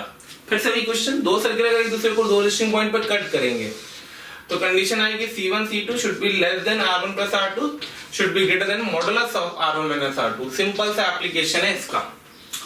ठीक है, तो यहां से दोनों सर्किल के सेंटर्स पता है 4 7 और 6 है, इसका सेंटर पता है 8 और 10 है, तो सेंटर के बीच का डिस्टेंस आ गया 8 minus 4 16 plus 10 minus 7 9 should be less then, पहले वाले की रेडियस आ जाएगी तो माइनस आर स्क्वायर हो जाएगा 10 प्लस 10 माइनस 10 थिंग, तो 8 64 और 164 आर आ जाएगा, और दूसरे वाले की आ जाएगी प्लस का 6 तो आर प्लस 6 और यहां से आ जाएगी मॉडुलस ऑफ आर माइनस 6। ये आ गया 16 9 25 5 5 should be less than R plus 6 should be less than modulus of r minus 6। यहां से सॉल्व कर लेना तो r की वैल्यू हो जाएगी 1 से बड़ी और 11 से छोटी। मैं चेक कर ले रहा हूं, कैलकुलेशन है वो आप कर लीजिएगा। हाँ, r की वैल्यू आएगी 1 से 11 के बीच में। ठीक है, तो ये मैंने कॉमन टेंजेंट के क्वेश्चंस आपको कराए, तो चलिए आगे बढ़ते हैं। The next article which I have taken today is radical axis. बहुत इंपॉर्टेंट आर्टिकल है आईटी मेंस के लिए भी और आईटी एडवांस के लिए भी। क्या होता है आइए समझते हैं। बेसिकली रेडिकल एक्सेस क्या है, एक ऐसे पॉइंट का लोकस है। रेडिकल एक्सेस क्या है, एक ऐसे पॉइंट का लोकस है, एक ऐसे पॉइंट का लोकस है पी पॉइंट का, जिससे अगर हम टेंजेंट ड्रॉ करते हैं दो सर्किल पे तो उनकी लेंथ क्या हो, बराबर हो। तो I will repeat it in English. The locus of a moving point such that the length of the tangent drawn to two different circles are equal, then the locus of that variable point is known as radical axis of two circles। Radical axis of two circles। तो एक point ये है P point, एक circle S1 था, standard circle है, centre G1 F1 और constant term इसका C1 है। इस तरीके से G2 F2 constant term C2 है इसका। ठीक है, मैंने लिखा नहीं है, टाइम वेस्ट नहीं कर रहे अपन। यहां से अपन ने टेंजेंट ड्रॉ करी, यहां से इन दोनों को मैंने इक्वेट किया LT1 is equal to LT2, तो LT1 का मतलब लेंथ ऑफ टेंजेंट, स्क्वायरिंग कर दी S1P is equal to S2P। तो बेसिकली रेडिकल एक्सिस जो हम याद रखते हैं उसका फॉर्मेट होता है मेरे प्यारे बच्चों S1 minus S2 is equal to 0। क्या फॉर्मेट होता है, S1 minus S2 is equal to 0। आगे बढ़ते हैं, इसी को सिंप्लीफाई करते होगे तो आपकी रेडिकल एक्सिस की इक्वेशन आ जाएगी 2x times of G1 minus G2 plus 2f times 2y times of F1 minus F2 plus C1 minus C2 is equal to 0। Comfortable? इस रेडिकल एक्सिस के स्लोप के बारे में बात कर लेंगे तो G1 minus G2 upon F1 minus F2 with minus sign, ये इसका स्लोप आ जाएगा किसका, इस रेडिकल एक्सिस का जो निकल के आएगी। ठीक है, इंपॉर्टेंट रिजल्ट है ये, काम का रिजल्ट आपको ये पता होना चाहिए, बहुत अच्छे से पता होना चाहिए कि रेडिकल एक्सिस हम किस तरीके से इंटरप्रेट कर रहे हैं। अब आते हैं कुछ पॉइंट्स हैं जो इंपॉर्टेंट है रेडिकल एक्सिस के अंदर समझने के लिए। ठीक है, मैंने अंग्रेजी नहीं दी है क्योंकि आपको थ्योरी में सारी चीजें दिख जाएंगी, आप किसी भी रेगुलर बुक को उठा लेंगे तो आपको सारे पॉइंट्स मिल जाएंगे। अपने को तो एक्सप्लेन करने वाला पार्ट देखना है और क्वेश्चन देखने हैं। ठीक है, तो अगर दो सर्किल इंटरसेक्टिंग होंगी तो जो रेडिकल एक्सिस होती है हमेशा कॉमन कॉर्ड का काम करती है। If the two circles are intersecting then the radical axis is the common chord of the circles. अगर दो सर्किल टच करते हैं चाहे इंटरनली चाहे एक्सटर्नली तो जो रेडिकल एक्सिस होती है वो उनकी कॉमन टेंजेंट का काम करती है। रेडिकल एक्सिस हमेशा दो सर्किल को ज्वाइन करने वाली जो सेंटर को ज्वाइन करने वाली लाइन होगी उसके हमेशा परपेंडिकुलर होती है। आप स्लोप से चेक कर सकते हैं। C1 माइनस C1 C2 का स्लोप निकाल देना, that will be come out to be F2 minus F1 upon G2 minus G1। Radical axis का स्लोप हमने निकाल रखा है, दोनों का प्रोडक्ट कर देना, -1 आता है। ठीक है, चौथा नोट का पॉइंट हमारे पास आता है कि रेडिकल एक्सिस हमेशा मिड पॉइंट से पास करे सेंटर को ज्वाइन करने वाली लाइन के, ऐसा जरूरी नहीं है। ये तभी पॉसिबल है दोनों सर्किल का साइज क्या हो, सेम हो। अदरवाइज हमेशा याद रखना जो रेडिकल एक्सिस होती है वो छोटे सर्किल के पास होती है। जो रेडिकल एक्सिस होती है वो हमेशा छोटे सर्किल के पास होती है। नेक्स्ट पॉइंट पे आते हैं। अगर दो सर्किल में दे रखी है उसकी रेडिकल एक्सिस की बात कर रहा है तो रेडिकल एक्सिस दो सर्किल को जो कॉमन टेंजेंट्स होंगी डीसीटी या टीसीटी, दोनों के लिए बात कर रहा हूं मैं, ध्यान रखना, डीसीटी या टीसीटी, उसको हमेशा बाइसेक्ट करेगी। कॉमन सेंस है। ये पॉइंट जो होगा इससे जो इस पे टेंजेंट की लेंथ आएगी, इससे जो इस पे टेंजेंट की लेंथ आएगी, बराबर होनी चाहिए। तो एम पॉइंट का मिड पॉइंट होना मस्ट है। किस पे लाई कर रहा है वो, रेडिकल एक्सिस पे। तीसरा पॉइंट, अगर दो सर्किल कॉन्सेंट्रिक है तो कोई रेडिकल एक्सिस एग्जिस्ट नहीं करती। क्यों नहीं करती, उसका लॉजिक ये बैठा हुआ है। अगर दो सर्किल कॉन्सेंट्रिक हो गए तो G1 G2 गायब हो गया, 0 हो गया, सेम हो गया, F1 F2 सेम हो गया, तो C1 minus C2 equal to 0, sensor बात, ये कांस्टेंट टर्म 0 के बराबर हो। तो कभी भी दो सर्किल अगर कॉन्सेंट्रिक है तो हम किसकी बात नहीं करेंगे, रेडिकल एक्सिस की बात नहीं करते हैं। नेक्स्ट पॉइंट आता है 7th पॉइंट। अगर एक सर्किल छोटा है और दूसरा सर्किल बड़ा है और छोटा वाला बड़े के अंदर बैठा हुआ है, कॉन्सेंट्रिक नहीं है, करेक्ट है, कॉन्सेंट्रिक नहीं है, तो एक छोटा सर्किल और एक बड़ा सर्किल है, तो जो भी रेडिकल एक्सिस होगी दोनों सर्किल की वो हमेशा दोनों सर्किल के आउटसाइड होगी, या मैं बोलूं बड़े सर्किल के आउटसाइड होगी। इसको आप वेरीफाई कर सकते हैं किसी भी इक्वेशन से। फॉर एग्जांपल मैं आपको दो सर्किल दे देता हूं। एक सर्किल मान लो मैंने छोटा सर्किल दे दिया S1, उसके बड़ा सर्किल दे दिया S1 x² + y² = 100। दूसरा सर्किल दे देता हूं S2 x² x - 1 का होल स्क्वायर प्लस y - 1 का होल स्क्वायर = 1। करेक्ट है। अब आप इन दोनों सर्किल की रेडिकल एक्सिस निकाल के देखिएगा और सेंटर से परपेंडिकुलर ड्रॉप करिएगा CP, तो ये हमेशा बड़े वाले सर्किल की रेडियस से ज्यादा होगा। मैनिपुलेट आप कर लीजिएगा। ठीक है, मैंने आपको हिंट दे दी किस तरीके से आप इसको वेरीफाई कर सकते हैं। नेक्स्ट पॉइंट आता है रेडिकल सेंटर। रेडिकल सेंटर मतलब एक ऐसा पॉइंट तीन सर्किल के रिस्पेक्ट में जहां से अगर तीनों सर्किल पे मैंने टेंजेंट ड्रॉ करी उनकी लेंथ क्या हो, बराबर। तो बेसिकली कुछ नहीं होता है, दो सर्किल को पेयर वाइज अगर हम उठाते हैं, जैसे मैंने S1 S2 को उठाया RA1 बनाई, S2 S3 को उठाया RA2 बनाई और S3 S1 को उठाया और RA3 बनाई, तो इन तीनों का जो पॉइंट ऑफ इंटरसेक्शन होगा वो क्या कहलाता है हमारा, वो कहलाता है हमारा रेडिकल सेंटर। क्या कहलाता है, रेडिकल सेंटर। ठीक है, तो इसको अच्छे से देख लेना, सारे पॉइंट्स एक बार थॉरली अच्छे से रिवाइज कर लेना। आइए अब आगे बढ़ते हैं, उन पे क्वेश्चन देखते हैं। जो भी अपने आर्टिकल पढ़ा वो आर्टिकल था हमारा रेडिकल एक्सिस। अब रेडिकल एक्सिस पे मैंने दो इलस्ट्रेशन दिए सिंपल से, ध्यान से देखते हैं। पहला क्वेश्चन क्या कह रहा है, tangents are drawn to the circle. Question number 26 की बात करें, tangents are drawn to the circle x² + y² = 12 at the point where it intersect by the circle S2। ठीक है, तो एक सर्किल S1 था, एक सर्किल S2 था। ठीक है, मैंने रैंडम फोटो बनाई क्योंकि फोटो की जरूरत नहीं है।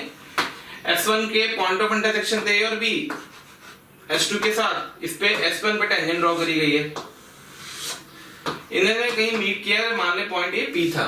ठीक है, कौन सा पॉइंट था, P H, K। उसने बोला है find the point of intersection of the tangent, P की कोऑर्डिनेट निकालने अपने को। चलिए भाई कैसे किया जाए, जैसा मैं आपको बता चुका हूं, पॉज करके क्वेश्चन अटेम्प्ट करा करिए, फिर वीडियो प्ले किया कीजिए। तो S1 और S2 के लिए AB की काम करेगा रेडिकल एक्सिस का, तो AB is working as radical axis. Correct है, इक्वेशन 1 डाल देंगे S1 S2 के रिस्पेक्ट में। और P के रिस्पेक्ट में AB काम करेगा कॉर्ड ऑफ कॉन्टेक्ट का। तो देखो AB के दो तरीके से नाम आ गए, एक बार रेडिकल एक्सिस आ गया, दोबारा जब मैं AB की बात करूंगा तो रेडिकल एक्सिस, चलो मैं लिख देता हूं यहाँ पे, इक्वेशन 1 इसको डाल देंगे अपन। तो रेडिकल एक्सिस अगर मैं आपसे पूछूंगा इन दोनों सर्किल की, तो दोनों को सबट्रैक्ट कर देंगे, तो AB की इक्वेशन आ जाएगी आपकी, यहाँ से AB की इक्वेशन आ जाएगी खचा उड़ा 5x - 3y 5x - 3y -12 आएगा और इधर से +2 आएगा, -10 आएगा, इक्वल्स टू 10 लिख करके इक्वेशन 1 डाल दो। कंफर्टेबल। अब बात आती है AB, तो AB किसका काम करी, तब की बार AB काम करी कॉर्ड ऑफ कॉन्टेक्ट का। किसका काम कर रही है? कॉर्ड ऑफ कॉन्टैक्ट का। किसके रिस्पेक्ट में? पी के रिस्पेक्ट में। किस सर्किल के लिए? S1 सर्किल के लिए। तो कॉर्ड ऑफ कॉन्टैक्ट इक्वेशन लिख दो। तो फिर से मैं AB की इक्वेशन लिख रहा हूं, लेकिन अब की बार लिख रहा हूं कॉर्ड ऑफ कॉन्टैक्ट। तो जब मैं कॉर्ड ऑफ कॉन्टैक्ट लिखूंगा S1 का, तो S1 का कॉर्ड ऑफ कॉन्टैक्ट आ जाएगा HX plus KY, HX plus KY equals to 12। ये इक्वेशन 2 आ गई। अब जैसा कि आपको दिख रहा है 1 एंड 2 आर सेम, तो 1 एंड 2 आर सेम। अब जब दोनों इक्वेशन सेम है तो दोनों को कंपेयर कर दो, तो you'll get the value H upon 5 is equals to K by minus 3 is equals to 12/10। तो लो भाई H भी आ गया और लो भाई K भी आ गया, मतलब पॉइंट ऑफ इंटरसेक्शन P के कोऑर्डिनेट आ गए। ठीक है, H कितना आ जाएगा? तो 6 आ जाएगा H की वैल्यू। K कितना आ जाएगा? माइनस का 3.6, 36/10 आएगा। 18/5 लिख देना, 18/5 लिख देना। तो पॉइंट आ जाएगा 6 minus 18/5। I check the answer, 6 minus 18/5। कहीं कैलकुलेशन मिस्टेक करी अपन ने?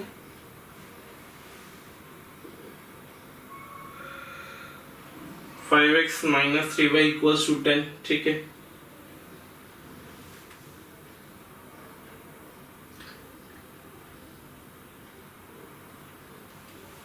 tangents are to the S1। ठीक है, सही है। ओके, चलिए आगे बढ़ते नेक्स्ट क्वेश्चन की तरफ। ध्यान देना ना। तो इस क्वेश्चन में कंसेप्ट क्या सीखा अपन ने? इस क्वेश्चन में कंसेप्ट अपन ने ये सीखा कि किसी एक लाइन को कितने नजरिए से हम देख सकते हैं। कई बार ये लाइन कॉर्ड ऑफ कॉन्टैक्ट का काम कर सकती है, कई बार ये लाइन टेंजेंट का काम कर सकती है, कई बार ये लाइन रेडिकल एक्सिस का काम कर सकती है, कई बार ये लाइन कॉमन कॉर्ड का काम कर सकती है। कुछ भी सिचुएशन एग्जिस्ट कर सकती है। तो आपको कंपेयर करना है, ये वाला जो फंडा है कंपेयर करना वाला, ये बहुत इंपॉर्टेंट होता है। ठीक है, चलिए आगे बढ़ते हैं। तब तक मैं 23 को साफ कर रहा हूं, तब तक आप 27 अटेम्प्ट कर ले वीडियो पॉज करके। तो आइए 27 देखते हैं क्या कह रहा है भाई 27 क्वेश्चन। तो 27 क्वेश्चन हमसे कह रहा है कि sir ji find the circle which bisect the circumference of S1 and touches the line L1 at 0 0। एक लाइन थी L1, इसको टच करने वाला एक सर्किल चाहिए 0 0 पे, और ये सर्किल, एक सर्किल और था S1, रैंडम फोटो बना रहा हूं पूरी रैंडम। ठीक है, एक और सर्किल था S1, इसके सर्कमफ्रेंस को बाइसेक्ट कर रहा, मतलब ये इसकी डायमीटर का काम करेगा, यानी कि इस सर्किल का सेंटर C1 यहां होगा। तो ये सर्कमफ्रेंस को बाइसेक्ट करने का फंडा होता है, इसको ध्यान रखना बेटा। ये क्या कहना चाहता है? जब सर्कमफ्रेंस को बाइसेक्ट करने की बात करता है वो, तो छोटी सी चीज है वो ध्यान रखना कि कोई भी सर्किल किसी दूसरे सर्किल के सर्कमफ्रेंस को अगर बाइसेक्ट करेगा तो डेफिनेटली उन दोनों की जो कॉमन कॉर्ड होगी वो जिस सर्किल को बाइसेक्ट कर रहा है उसकी डायमीटर को रिप्रेजेंट करेगी। डन, हो गया खत्म।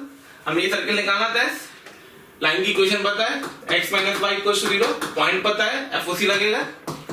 क्या लगेगा? FOC। तो फैमिली ऑफ सर्किल आपने अप्लाई किया, कौन सा लगेगा? सर्किल को, लाइन को फिक्स पॉइंट पे टच करने वाला। तो पॉइंट सर्किल आया x square plus y square, point circle plus का x minus y equals to plus lambda times of x minus y equals to 0। Lambda कहां से आएगा? तो इन दोनों सर्किल, ये सर्किल ऐसा हो गया अपना, ठीक है, और S1 हमको पता है क्या इक्वेशन है, x square plus y square plus 2y minus 3 equals to 0। इन दोनों की ये जो कॉमन कॉर्ड है ये बेसिकली काम किसका कर रही होगी? रेडिकल एक्सिस का। तो मैंने AB की बात करी जो कि है क्या? रेडिकल एक्सिस है। इन दोनों को सब्ट्रैक्ट कर दे, खचाखच। तो lambda x minus lambda plus 2 times of y plus 3 equals to 0। Lambda के लिए क्या करेंगे? ये लाइन पास कहां से करेगी? C1।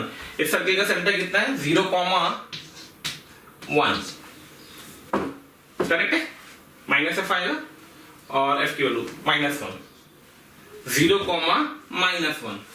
ठीक है, सेटिस्फाई करा दो। तो lambda plus 2 plus 3 equals to 0, यहां से आ जाएगा आपके पास लैम्डा इक्वल्स टू माइनस का 5, लैम्डा -5 आ गया, लैम्डा को पुट कर देना, सर्किल की इक्वेशन आ जाएगी। यानी जो फाइनली आंसर आपके पास आ जाएगा वो आ जाएगा x² plus y² minus 5x plus 5y equals to 0। तो मेरे प्यारे बच्चों ध्यान से केयरफुली ऑब्जर्व करना कि किस तरीके से रेडिकल एक्सिस का यूज किया जा रहा है with the application of family of circle. देखने में क्वेश्चन बहुत ही कैलकुलेटिव बड़ा सा लगता है, देखिए, लेकिन जो मैं सिंप्लीफिकेशन कर रहा हूं उसकी अप्रोच को ध्यान दें। कोऑर्डिनेट ज्योमेट्री के अंदर the thing which is very important to understand that is the approach of the question, how you handle the question. ठीक है, चलिए आगे बढ़ते हैं। तो मेरे प्यारे बच्चों, next article what we are covering today is orthogonality of two circle. दो सर्कल अगर ऑर्थोगोनल है तो क्या कंडीशन होगी वो समझे। ऑर्थोगोनल पता है क्या होते हैं? तो हम बात करते हैं अगर ऑर्थोगोनल कर्व की, तो दो कर्व ऑर्थोगोनल तब कहलाते हैं जब वो कहीं पे भी इंटरसेक्ट करे, जहां कहीं भी, जितनी बार भी, हर बार एंगल कितना दे 90 डिग्री बिटवीन टू कर्व्स। इसी के जनरल केस क्या होता है, वो होता है आइसोगोनल कर्व्स। आइसोगोनल कर्व्स किसे कहते हैं हम? आइसोगोनल कर्व्स कहते हैं हम वैसे कर्व जो आपस में जहां कहीं भी इंटरसेक्ट करे सेम एंगल जनरेट करे। उसी का एक स्पेशल केस है कि वो एंगल का 90 होगा तो ऑर्थोगोनल हो गए। ठीक है, अरे मैं कहां आप लोग के चक्कर में पहुंच जाता हूं, भावनाओं में मुझे भगा देते हो। ठीक है, चलो हम बात कर रहे थे ऑर्थोगोनलिटी ऑफ टू सर्कल्स की। ज्यादा बातें मत करवाना मुझसे भाई, मैं भावनाओं में बहुत बह जाता हूं। तो ऑर्थोगोनलिटी ऑफ टू सर्कल का मतलब है कि दो सर्कल ऑर्थोगोनल हो, मतलब उन दोनों सर्कल के बीच एंगल कितना हो 90। अब एंगल बिटवीन टू सर्कल्स का फॉर्मूला पढ़ रखा था, वहां से भी कर सकते थे, या डायरेक्टली देख लीजिए। दो सर्कल S1 S2, S1 मतलब वही circle, centre -G1 -F1 radius R1, S2 मतलब -G2 -F2 रेडियस R2, बीच का एंगल 90, ये रेडियस R1, ये radius R2, C1 and C2। तो मैंने पाइथागोरस थ्योरम लगा दी, पूजनी पाइथागोरस थ्योरम, तो C1 C2 का whole square equals to R1 square plus R2 square, simplify करना। तो 2G1 G2 plus 2F1 F2 is equals to C1 plus C2। ये condition आती है क्या, दो सर्कल कैसे हो, ऑर्थोगोनल हो। तो अगर दो सर्कल हमारे ऑर्थोगोनल है तो what are the condition, 2G1 G2 plus 2F1 F2 is equals to C1 plus C2। शानदार बात। ठीक है, चलिए तो जबकि ऑर्थोगोनलिटी पढ़ लेते हैं, ये क्वेश्चन भी देख लेते हैं। इसने बोला इफ द एंगल ऑफ, एक क्वेश्चन लिया जेईई मेंस का ये, if the angle of intersection at a point where two circles of radius 5 and 12 intersect 90 degree. भाई ये जो लाइन दे रही है ना इंटरसेक्ट 90 डिग्री, इसने ये इंडिकेट कर दिया कि सर्कल तो कैसे हैं आपस में, ऑर्थोगोनल है। एक सर्कल ये ले लो, एक सर्कल ये ले लो, एक की रेडियस 12 थी और एक की रेडियस 5 थी, तो ये 5 ये 12 और बीच का एंगल 90। मान लो जहां कट करो उसको मैं ए बी बोल देता हूं। तो उसने पूछा क्या है, find the length of their common chord. लो भाई माशाल्लाह AB की लेंथ पूछी उसने, क्या पूछी है, AB की लेंथ। तो इस पॉइंट को मैं M लिख देता हूं, इसको C1 लिख देता हूं, इसको C2 लिख देता हूं। तो भाई कैलकुलेशन कह रही है कि जो AB होगा बेसिकली वो 2 टाइम्स ऑफ AM होगा बाई सिमेट्री। अब जो AM को निकालना है तो मैं AM को निकालने के लिए क्या करता हूं, ट्रायंगल का एरिया लिख देता हूं। तो half C1 C2 into AM, half C1 C2 into AM is equals to half 12 into 5, right angle triangle है बेटा। अब C1 C2 कहां से आएगा, अरे भाई ये 12 ये 5 है तो C1 C2 13 होगा, राइट, पाइथागोरस थ्योरम। तो AM is equals to आ गया हाफ में, तो हाफ से मोहब्बत कर ली, 12 पंचे 60 और ये आ गया 13, तो 60/13 हमें चाहिए 2AM, यानी कि अल्टीमेटली जो AB is equals to आ जाएगा वो कितना आ जाएगा 120/13, 120/13। Let me check the answer, 120/13, 120/13 बिल्कुल करेक्ट आंसर है। ठीक है, तो चलिए कुछ बेसिक मिक्सलिनियस इलस्ट्रेशन कर लेते हैं जेईई मेंस पे आए हुए क्वेश्चंस की, एक एक करके चेक करते आएंगे और चैप्टर को क्लोज करते हैं आज। ठीक है, तो सबसे पहले बात करने यार क्वेश्चन नंबर 29 की। कैसे करना है मैंने आपको बता रखा है, वीडियो पॉज करें, क्वेश्चन अटेम्प्ट करें, फिर वीडियो प्ले करें और सॉल्यूशन चेक करें। Tangents are drawn to the circle x square plus y square equals to 50 from P on x axis. These meets on y axis. जहां तक कह रहा हूं वहां तक अब देखिए मैं क्वेश्चन को हैंडल कैसे कराता है ये उसको सीखते हैं। Tangents are drawn from this point to the circle x square plus y square equals to 50. तो एक सर्किल लिया अपन x square plus y square is equals to 50 का centre 0 0 radius 5√2 from P on x axis। एक point P था x axis पे, ठीक है, वहां से अपन ने टेंजेंट ड्रॉ करिए।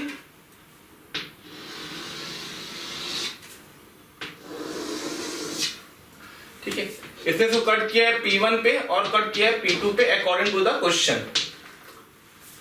These meets on y axis at P1 and P2. Done. Find the coordinate of P. P के कोऑर्डिनेट बताने हैं so that the area of the triangle is minimum. कौन सा ट्रायंगल का एरिया मिनिमम चाहिए, P P1 P2 का। तो हमें इस ट्राइंगल का एरिया मिनिमम चाहिए। ये जो ट्राइंगल बन रहा है इस ट्राइंगल का एरिया मिनिमम चाहिए। ठीक है, कैसे अटेम्प्ट किया था ये देखते हैं। सबसे पहले मैंने क्या किया, यहाँ पे एक पॉइंट ले लिया रैंडमली, कोई पॉइंट एज्यूम कर लिया, आर पॉइंट था और कितने एंगल पे था, थीटा एंगल पे था। तो अपन ने एज्यूम किया एक पॉइंट आर है थीटा एंगल पे, तो उसके करस्पॉन्डिंग हम ओपी भी निकाल सकते हैं और पीपी1 भी निकाल सकते हैं, ओपी1 भी निकाल सकते हैं, सब कुछ निकाल सकते हैं ट्राइंगल का एरिया लिखते वक्त। तो सारी कैलकुलेशन करते हैं ये एक एक करके। तो सबसे पहले मैंने आपसे बात करी what is the value of OP, O से पी, ये एंगल थीटा है, ये रेडियस आर है, आर की वैल्यू 5√2 है, बाद में यूज कर लेंगे, सेंटर हमें पता है इसलिए। ठीक है, तो ये है आर और ये है ओपी, तो ओपी बाई आर की बात करेंगे, ये एंगल 90 डिग्री होगा। ठीक है, तो ये हमारा हाइपोटेनस आ गया और ये हमारा बेस आ गया, तो base upon hypotenuse cos theta होता है, तो ये बन जाएगा r sec थीटा। करेक्ट है। ऐसे मैं बात करने जा रहा हूं r के रिस्पेक्ट में ये एंगल थीटा था, तो ये भी एंगल हमारा थीटा हो जाएगा। और ये r है तो हम OP1 निकाल सकते हैं यहां से, OP1 आ जाएगा, ये r है, ये थीटा है और ये 90 डिग्री है, तो ये परपेंडिकुलर होगा r cos थीटा आ जाएगा। ये कैलकुलेशन कर लीजिएगा, सिंपल सा है, पैरामेट्रिकली यूज करना सिखा रहा हूं मैं आपको। अब ट्राइंगल का एरिया लिखना है, तो ट्राइंगल है अपने पास, P1 एंड P2। ट्राइंगल अपने पास कौन सा है, P1 एंड P2, तो इसका जो एरिया होगा हो जाएगा हाफ इसका डबल 2r cos थीटा, तो ये बन जाएगा r square in fact 2r square divided by half base into height sin 2 theta. r square की वैल्यू 25 दूनी 50 दूनी 100, तो बन जाएगा 100 अपॉन sin 2 थीटा। अब जैसे कि उसने आपसे बोला है कि ये मिनिमम हो, क्या हो, ये मिनिमम हो, तो अगर ये मिनिमम होना है बेटा तो इसको भी मिनिमम होना पड़ेगा, और इस क्वांटिटी की मिनिमम होने का मतलब है sin 2 थीटा मैक्सिमम हो और थीटा कितना हो, π/4 हो। करेक्ट है, sin 2 थीटा 1 हो और sin 2 थीटा 1 हो मतलब 2 थीटा 90 हो, 2 थीटा 90 तो थीटा कितना हो, π/4 हो।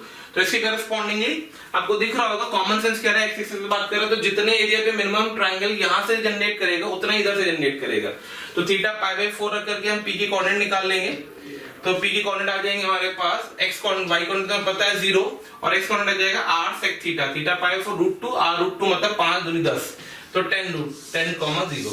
तो एक तो कोऑर्डिनेट 10,0 आएगा जो हम लेफ्ट साइड से ऑब्जर्व, राइट साइड से ऑब्जर्व करके सिंपलीफाई करेंगे। एक वही पॉइंट सिमिलर इधर भी होगा जो हमने देखा नहीं अभी तक। करेक्ट है, अगर आप ध्यान देंगे तो एक पॉइंट इधर भी जनरेट होगा।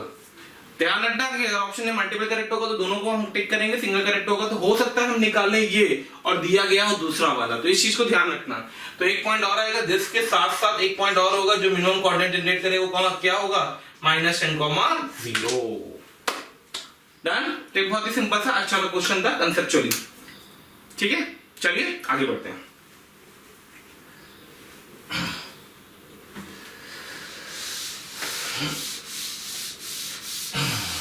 जब तक मैं सॉल्व करता हूं, जब तक मैं रफ करता हूं, आपको मैं बार बार बोल चुका हूं, you people have to be attempt the next question fast.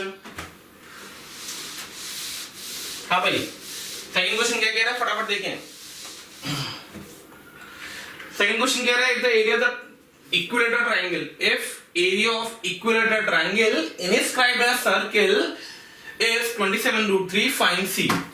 मतलब एक सर्किल के अंदर एक ट्रायंगल इनस्क्राइब किया गया है, उसने बोला एक सर्किल के अंदर एक सर्किल दिया गया है, एक सर्किल दिया गया, उसके अंदर एक ट्रायंगल इनस्क्राइब किया जा रहा है।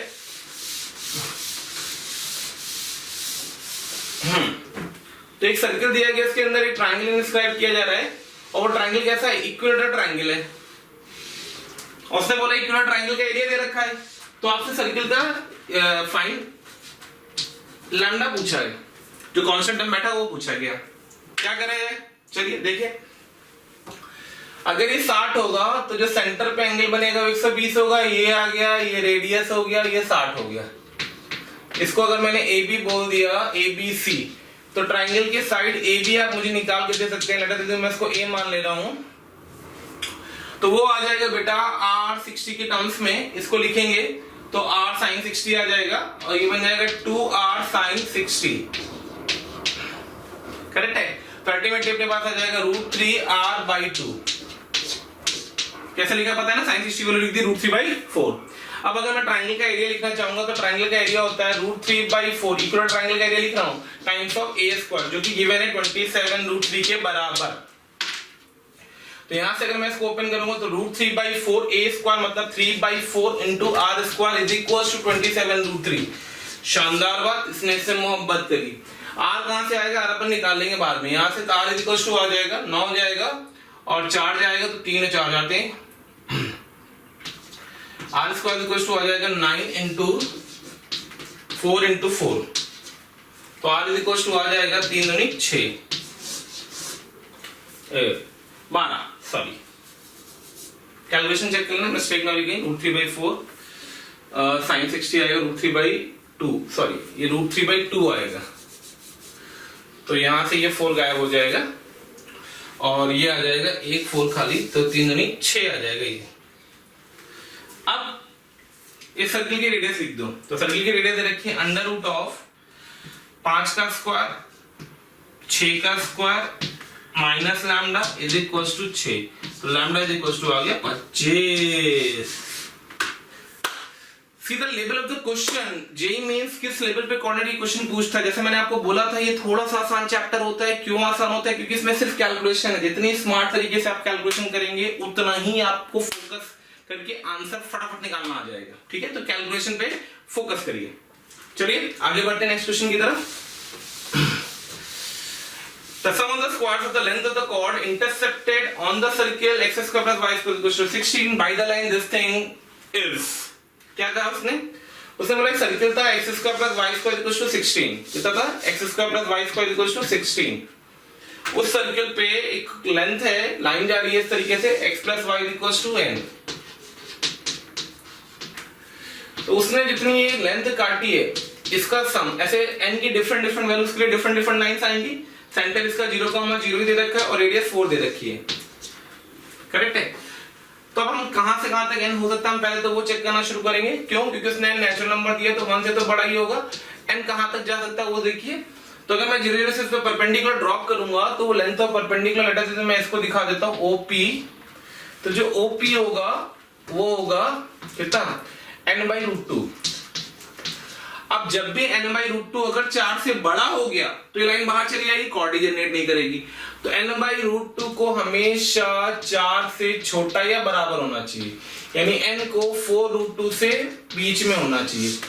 4√2 का मतलब हो गया 4 और √2 मतलब 1.4, लगभग 5 पॉइंट समथिंग, यानी कि जो n आएगी उसकी रेंज आएगी 1 से लेकर के 5 से। तो सबसे पहले तो इस क्वेश्चन का जो जान थी वो थी कि आप n की रेंज कहां से निकालेंगे, ठीक है। आइए अब बात आती है कि हम इस AB का सम, हम सबसे पहले AB की बात कर लेते हैं। तो एक AB की बात करेंगे तो एक AB आ जाएगा 2 टाइम्स √, ये माइनस दिस थिंग, ये पता तो 16 माइनस n²/2। उसने बोला AB के स्क्वायर का समेशन, AB के स्क्वायर का समेशन। तो n जो हमारा मूव करे कहां से कहां तक मूव करेगा, 1 से 5 तक, तो आ जाएगा 4 times of sigma 16 n is equal to 1 to 5 minus sigma n²/2 and moving from 1 to 5। तो जैसा कि आपको दिख रहा है सिंपल सा फॉर्मूला बेस्ड क्वेश्चन है, कैलकुलेशन है, कैलकुलेट आप कर लीजिएगा। तो ये जो स्क्वायर ऑफ सम की वैल्यू आती है शायद 210 आती है, कैलकुलेशन आप कर लीजिएगा, ठीक है। मैं चेक कर ले रहा हूं आंसर, शायद 210 ही आती है, करेक्ट है, 210 आती है, ठीक है। चलिए आगे बढ़ते हैं, next question and the last question. Question number 32 में क्या कह रहा है वो, क्वेश्चन नंबर 32 में कह रहा है वो आपसे, question number 32, if the circle this and this intersect at P and Q, find the number of values of K for which this line passes P and Q। तो अगर दो सर्किल हैं और P और Q पे intersect कर रहे हैं, P और Q पे इंटरसेक्ट कर रहे हैं, थोड़ा सा फास्ट कैलकुलेशन का तरीका, अगेन जेईई मेंस का क्वेश्चन। उसने बोला है PQ से पास करने वाली जो लाइन है उसकी इक्वेशन है 4x + 5y - k = 0। तो K बताइए। तो भाई देखिए जब PQ को इंटरसेक्ट कर रही है तो जो दो सर्किल P और Q पे इंटरसेक्ट कर रहे हैं, बेसिकली काम किसका कर रही है, रेडिकल एक्सिस का। तो हमने क्या किया, दोनों सर्किल की रेडिकल एक्सिस निकाल दी।